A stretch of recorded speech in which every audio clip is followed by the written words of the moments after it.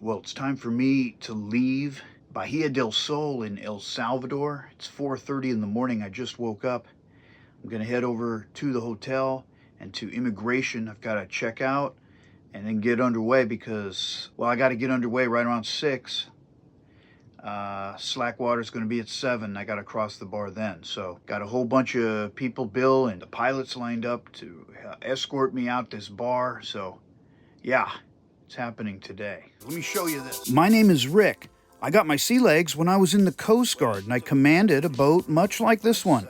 Today, I take my small sailboat on coastal passages in search of adventure. In this season, I'm heading south from Banderas Bay with the intention of returning to the Caribbean Sea via the Panama Canal. Living the pirate life.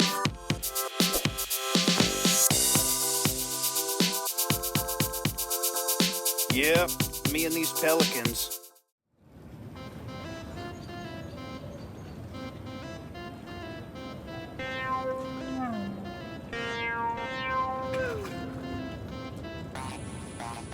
Well, it's my last look across Bahia del Sol. I'm well aware of the fact that I'll probably never be here again.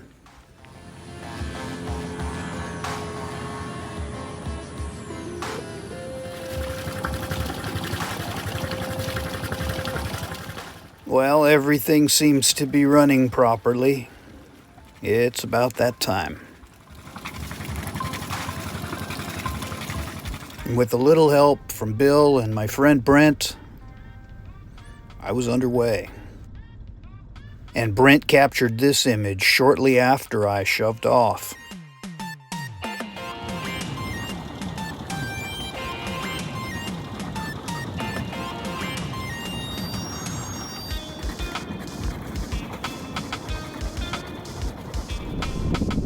And here you can see the breakers off in the distance off the starboard bow. And here you can see the big waves that define this bar. You know, and keep in mind, I'm coming across at high tide with a pretty reasonable swell of about 3.2 feet. The swell can easily be double that. And if you miss this high tide, you miss the slack and it starts ebbing, you're in trouble out here. You can hear the pilot, Panga, calling out to me, and you can see him up ahead.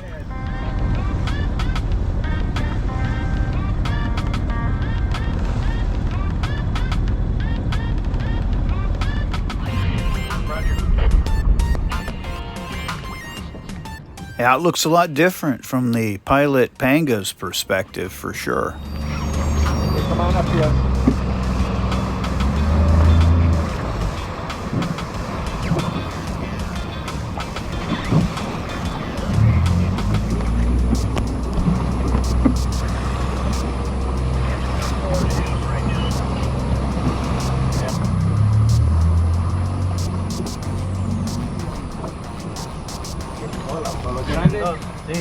Okay, let's wait. Let's wait, Rick.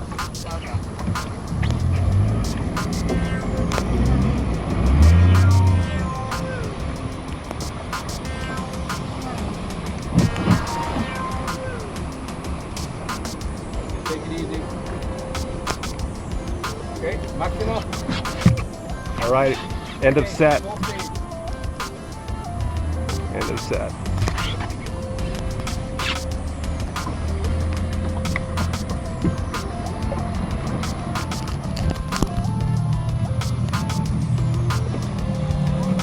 Right on, Rick. We'll see you down the road. Well, I made it across the bar out of Bahia del Sol. It was really a great stop. I mean, it's, you know, you are kind of a little bit captive in there because you can only get out on some days. You know, there are some days you can't get out, some stretches of days. But everybody who's there is in the same boat, and so, so to speak, right? Because we're all kind of captive there. But it's a nice place to be captive. Really nice pool, really nice, you know, all-inclusive resort kind of environment. And it caters to cruisers, so you know they make it really easy for cruisers to interface with that whole all-inclusive environment. So, and more importantly than that, but is Bill and his wife Jean, and they're wonderful hosts. And they may not call it the El Salvador Rally anymore, but in a lot of ways, the way that we're captive there due to the tides and the swells and the constraints at the bar, we're kind of rallying together, you know, and so despite how tragic the loss of sailing vessel Rum Truffle was during my stay there, I'll always look back on my month in El Salvador as being special. I met some really cool people, some people some boats and names I'd throw out there. Wow, I'm gonna miss, because some people just come, they're only there for a week, you know, and I was there for a month, so a lot of people, so I'll miss a few. But of course Dan off of Long-Winded, Eric and Kim off of Splinters, Curtis, Summer Breeze, Brent and Dana and Dylan on sailing vessel Day's Dream, Scott and Laura on Weirgin, Benjamin, the hired captain on Petermare. I mean, so many. If I forgot someone, Eddie and his wife on Kiskadee. Yeah, I think it's fair to still call it the El Salvador Rally. Sure, why not? Because when we're there, we rally together. I like it, and I would still call it the El Salvador Rally because of the fact that there's an element of captivity there. People that, you know, may not otherwise have got to know each other, get to know each other, and it's a pretty cool. I thought it was really special, and I'm glad I did it. I'm glad I was there for as long as I was. I'm glad I got to meet Bill and Jean, and you know, Bill gave me a special glimpse into what he does with the bar. I went out with him twice on the Panga.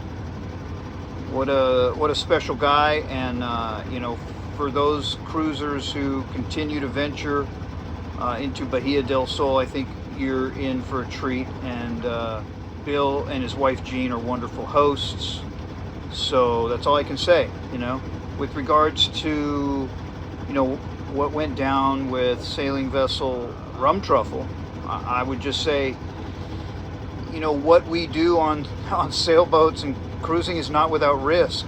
You know, what the whole incident drives home for me, you know, there's a saying that we said in the Coast Guard a lot, and it's probably more common than just in the Coast Guard, but that's where I heard it, so I always consider it like a Coast Guard saying, but I'm sure it's not.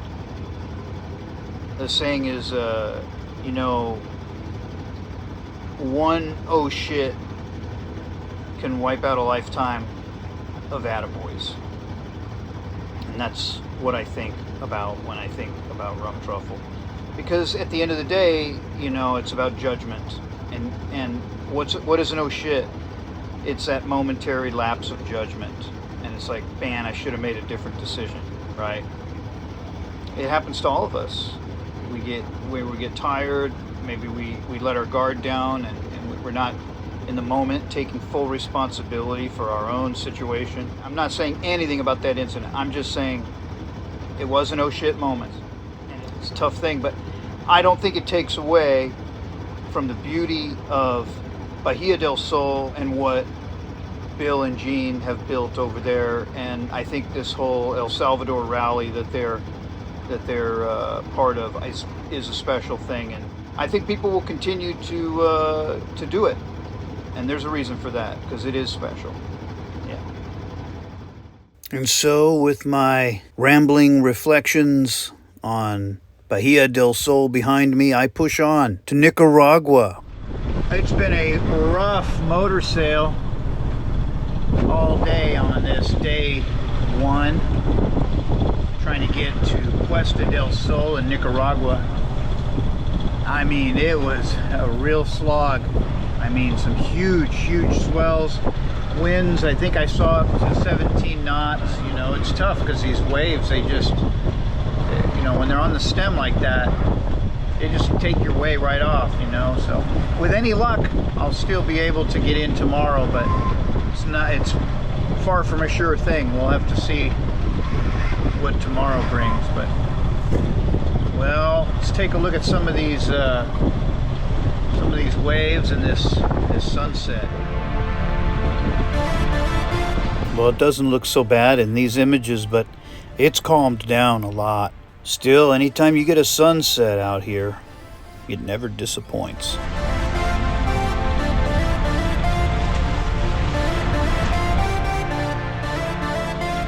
I think one of the reasons these conditions take so much of the way off is because just look how much the bow just gets bounced around. I don't know if it's the period of the waves, because the waves are not that big. I mean, I do have some wind on the stem too, but quite a bit of bouncing. From the stern view too, you see it.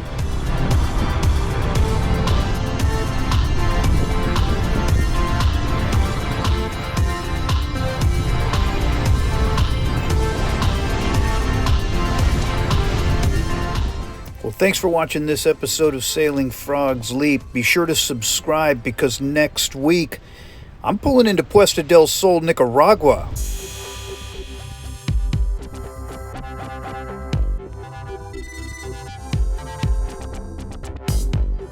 For real-time updates, check out Sailing Frogs Leap on Instagram.